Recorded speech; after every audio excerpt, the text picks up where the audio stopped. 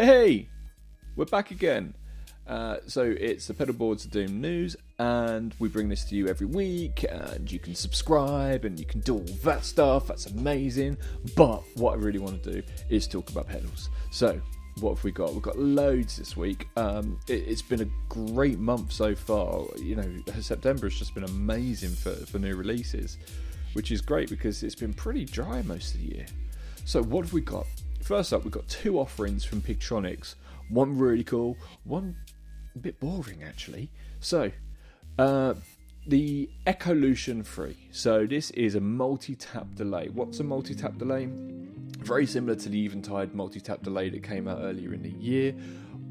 This is a soundscaping device. So if you are after an analog delay, if you're after a digital delay, you just want something to play your leads and to have some nice tails, don't get this.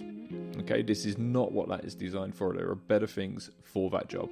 This here is designed to give you soundscapes, give you the ambient tones, to give you the kind of things that you would have for a movie score and this sort of thing.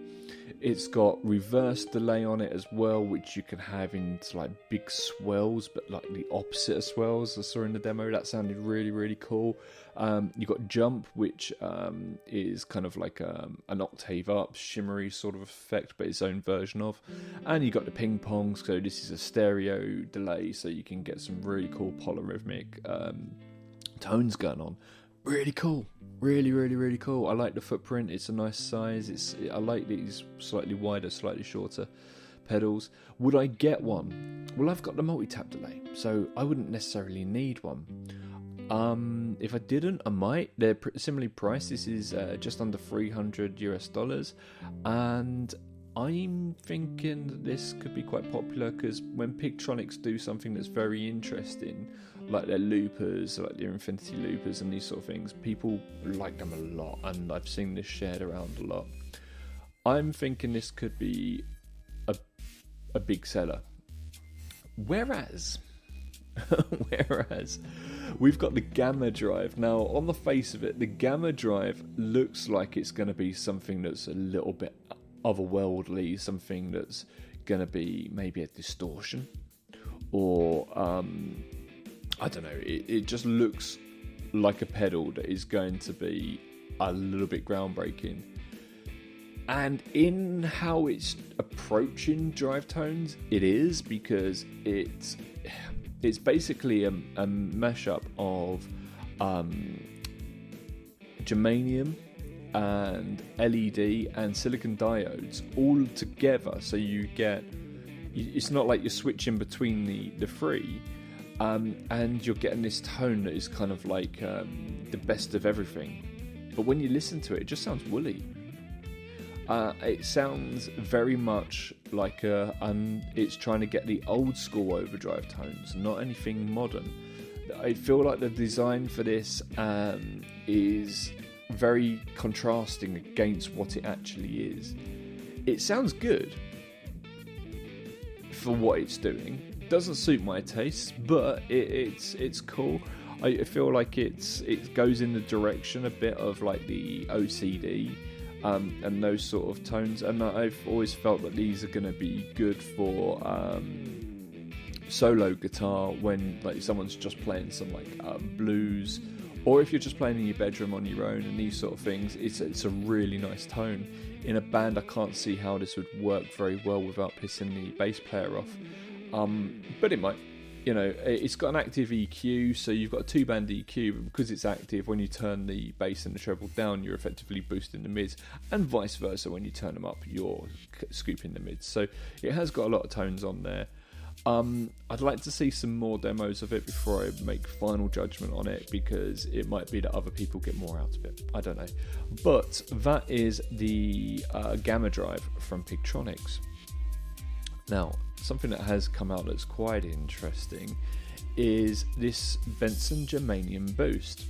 Now, it's a single knob boost from Benson. You know, you're thinking, how interesting can this actually be, Lee? You know, are you serious? Yeah, I am. The idea being is when you put a boost in front of a germanium fuzz, generally speaking, they sound like crap. They really, really do. It just gets all like, well, crap. It starts squealing and it starts, your tone completely goes. And what Benson have done is they've released this. This is something to do with, they found this technology in here when they were making their fuzz that has the temperature control bit in it. They came across this and said, oh, okay, we can't actually put this in this pedal, but we can make a pedal that works with it. So effectively, you can put this in front of any germanium fuzz pedal, and it will actually give you a fuzz tone. It's constant, it's consistent, is what I should say. And it sounds really, really cool. I know other people have done this sort of thing in the past by putting transformers into their pedals. I know Stuart Tate over at TateFX, he's fuzz, although it's not germanium. He does do a germanium one that does have a transistor in, so even if you put humbuckers into it, it behaves nicely. It's like a single coil emulator, if you like. These are really interesting, and if you want to turn a fuzz face into a tone bender, basically you're doing that, because a fuzz face has 2 transistors apparently, and by adding an extra transistor you're turning it into a fuzz face, and that's what this pedal does as well. So yeah, it's got some various different uses, and it's a single knob pedal. Very cool, very, very cool. $199 US. Right, okay. We know a lot of people over the years have tried to get the brown sound, and you know, not many people have made a crap one. Let's be fair. Most of them are pretty good. But this week on the market came a completely different approach to the brown sound, and this is a pedal called the Fart pedal. Now, I cannot tell whether this is serious or not. I've actually emailed the guy that goes, Simon something. I've emailed him saying, look, I've listened to the demos. I cannot tell whether it's literally someone just editing, cutting a video and putting fart noises over it. It's like that. It's like da da da da da da da da da da. The noises have no relation to the notes you're playing whatsoever by the looks of it. So I've said to him, look, you got to send us one and we'll demo it, and let's see if it's actually real. I don't know. It's mental. It's absolutely mental, and people are going crazy for it. Everyone's like, oh, fart joke, oh, fart joke, including me. I'm not taking the piss. I am one of these people. Embrace the fart joke. Okay, will it ever go into production? That's the main question, isn't it? So they've got a Kickstarter campaign, and he's put the amount that he needs to raise for it to $30,000. I don't understand it. I really don't. Why would it be $30,000?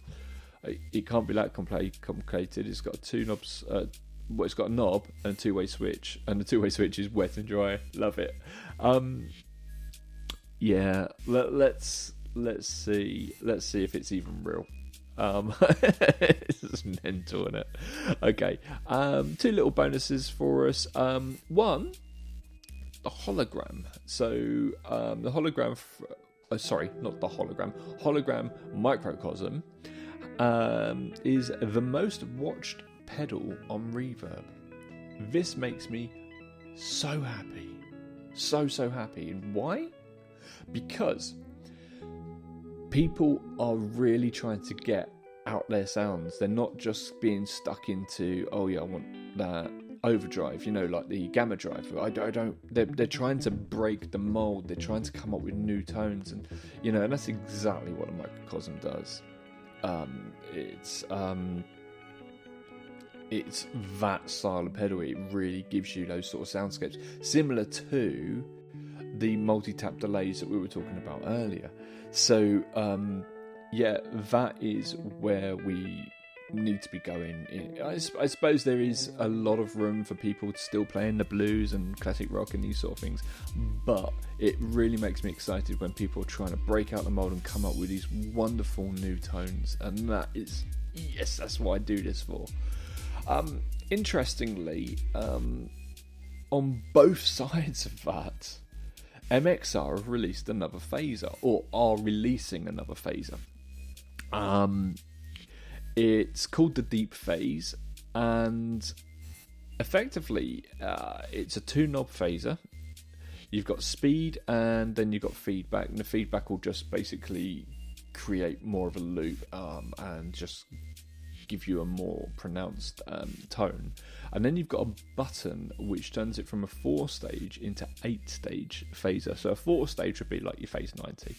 The 8-stage will be much chewier, and when I say chewier, when you listen to it, and I haven't got a video for you because there isn't any at the moment, but when you listen to an 8-stage phaser, it feels like you're chewing it on the back of your teeth. You can feel it, and that's pretty interesting. I know they're phase 90 and the phase 95s and these sort of things, and phase 100s have been very, very, very popular. I don't think they needed to bring this out. I don't think they would have brought this out unless they thought it was particularly interesting.